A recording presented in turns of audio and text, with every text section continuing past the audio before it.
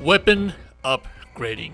That's what we're gonna talk about today, right in here in Wuchang Fallen Feathers. I'm happy to say that the way that weapons work now in this game, it's very intuitive, but it could also be very confusing, and sometimes you might not be leveraging the best that you can do in here. More often than anything, we're going to be talking about how to make a proper build for all of our weapons, because even though that you can basically have everything that you want in this game, when you are respecting your character, you should be aware of what is it that you are getting.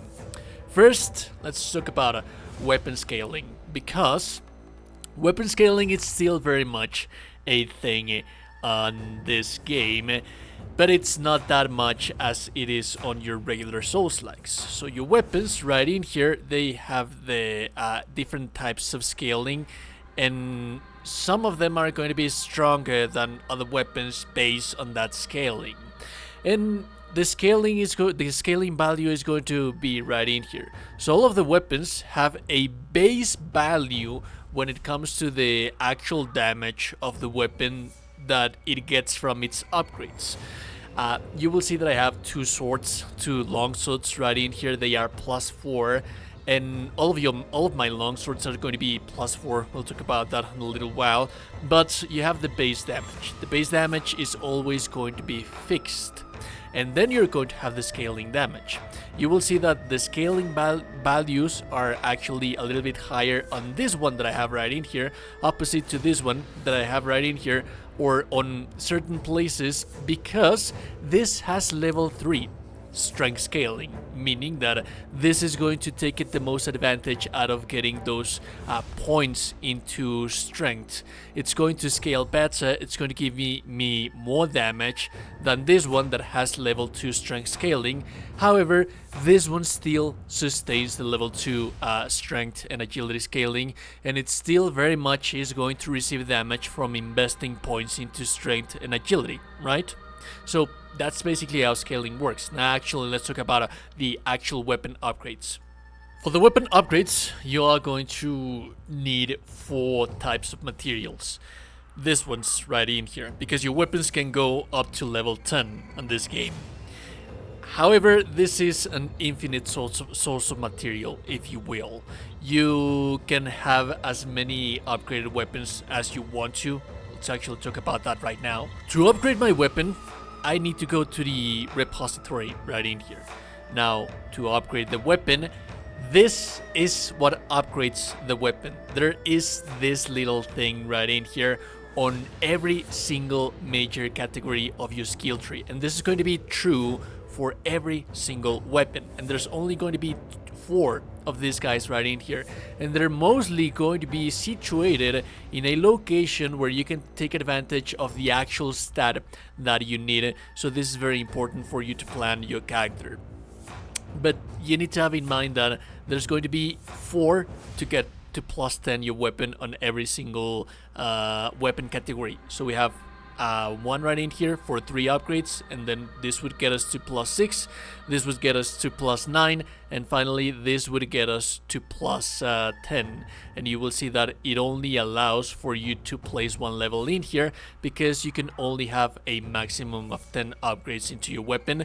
That is going to increase the base damage of your weapon, but also going into those paths to actually take those things. This is what's going to give you the stats to actually increase the damage of your weapon. So as you were able to see, my weapon actually got a scaling from strength. So getting points in here, getting points in here. I'm also getting damage from scaling from agility. So all of these little nodes right in here for strength and agility, those are passive nodes that they basically mean damage, extra damage that you don't actually need to care about on how are you going to get that, because at the end of the day you are still going to be receiving damage upgrades. Now later on, this is where build crafting starts making a little bit more sense, and that it's a little bit more important to you. Later on, when you have higher levels and you have reached some kind of like a cap on the actual damage that you can deal, the synergies that you want to have with your build crafting is going to some extent make a little bit more sense. Because let's imagine for a moment that I was building a mage character. If I wanted to make a mage character, the route that I should be taking right in here, more often than not, would be right in here, because this goes to magic. Magic is not the same as feathering, and probably I do not want to be using feathering spells, so the only investments that I would have for a mage character would be here, because I actually do need this to get my weapon upgrade right in there. But my first focus would be here, going into magic. And then this branches out. As you can see, this goes into feathering. I wouldn't touch this, so I instead would go into the magic and take the weapon upgrade and take all of my magic upgrades right in here until the final one, that it would go into the final upgrade, the plus 10 level of the weapon. But I would instead choose either one path or the other if I do not want to be using one specific kind of spell. If I want to be using magic, I would go up here. I want to be using feathering, I would go right in here, and at the end of the day I would still be able to get to the maximum upgrade level of my weapon. However, let's say that, for example, I am actually building a mage that is based on the spell crafting and spell casting for feathering. If I reach the cap, which is the maximum amount of stats that I can get from this is like the maximum that I can get. I believe that I've tried this build, I've done this stuff. This gives your feathering gets up to like 48 by gathering all of the points right in here that you have for feathering.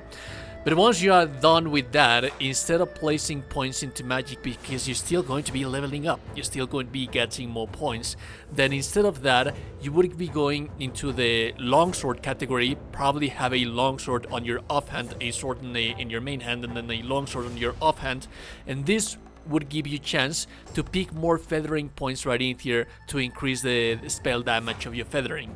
Now, that is essentially how you would go about your stats, but that's not the only thing that you can do to upgrade your weapon. There's tempering, and I actually was confused by this quite a bit sometime. I didn't manage to use this as I was supposed to be using this. But essentially, temper is going to give you like a buff effect right in here. This is later on you can get like extra little things as you progress into the game. You're going to get things to give you like better scaling, but this is only going to be active whenever you actually have this active, the actual needle. And this is actually a replenishable item that you have right in here. Let me show you where it is. It's this one right in here. So Temperance. As you can see, this has the symbol of your arm, because this is all of those buffs are only going to be active whenever you use the Temperance, and you're only allowed to use this once, but this is a replenishable thing. So if I were to use my tempering to buff my weapon that has a fire buff right now, I would then go to worship and then enter the dream so that I can rest. Remember that this is going to replenish basically everything in the world, meaning my mana flasks, which are essentially my Estus flasks and everything else. And you will see that my temperance is also, they are giving me my temperance because that's the actual thing that I'm using to buff my weapon. And you can use it however you want to, whenever you want to, but yeah, it's only one usage, and that is what you're going to get by tempering your weapon. Now, there's all kinds of needles that you can have for tempering your weapon with all types of different damage types, and you should by all means be taking advantage of this, because you have no idea how much does this increase your damage and how easy things get. So if you're fighting like an enemy that has like a metal plate or metal armor, you would be using lightning, because it would be dealing lots of damage to that, and paralysis as well. Or if you're fighting something like it's very fleshy or a tree-like enemy, you would be using fire instead because they are very weak to fire and you have no idea how much this thing actually increases your damage. And how do I actually get all of these elemental things right in here?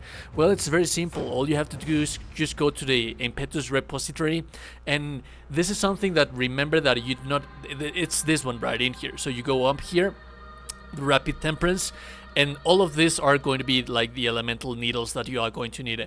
And remember that you don't actually need to purchase these things because these are just points that you can reset. So if I were to be fighting something very specific that is weak to poise breaking, for example, I would be using the poise needle. If I need something that is going to be weak to lightning, then this is what I would be using. I can come right in here, purchase this thing right in here, and it would take me directly into the actual needle that I want. So it's very important, especially early on, that you take advantage of this, because this is resource management that is going to lead you to victory like you have no idea.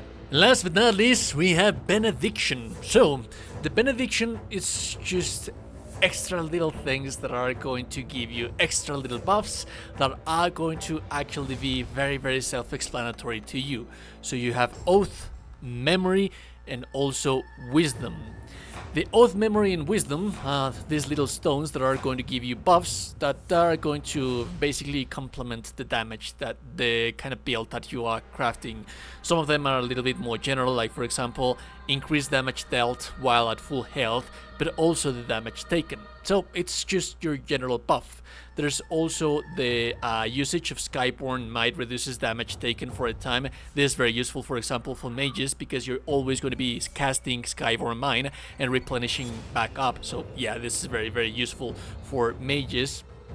And also we have the increase the potency of block and clashes.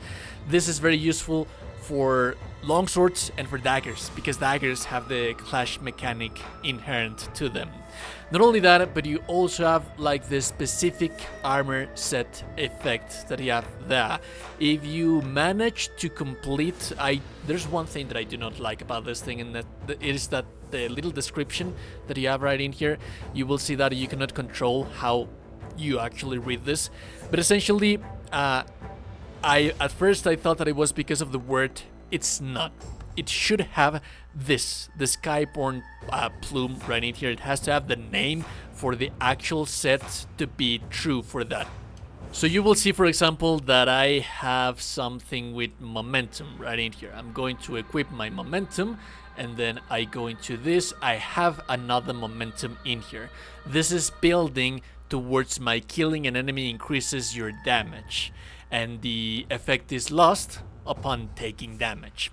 So the more things that I kill, the more damage that I'm going to have, and this requires the momentum kind of armor weapon set or rune set, but you need to have 3 of these guys for it to be active. The same goes for, like, for example, let's say I have a Skyborn plume right in here. I need to have one of this, and then we have another Skyborn plume right in here. You will see this is Skyborn plume, this is Skyborn plume, and this it's what's going to contribute to the actual rune set that I have for these guys right in here.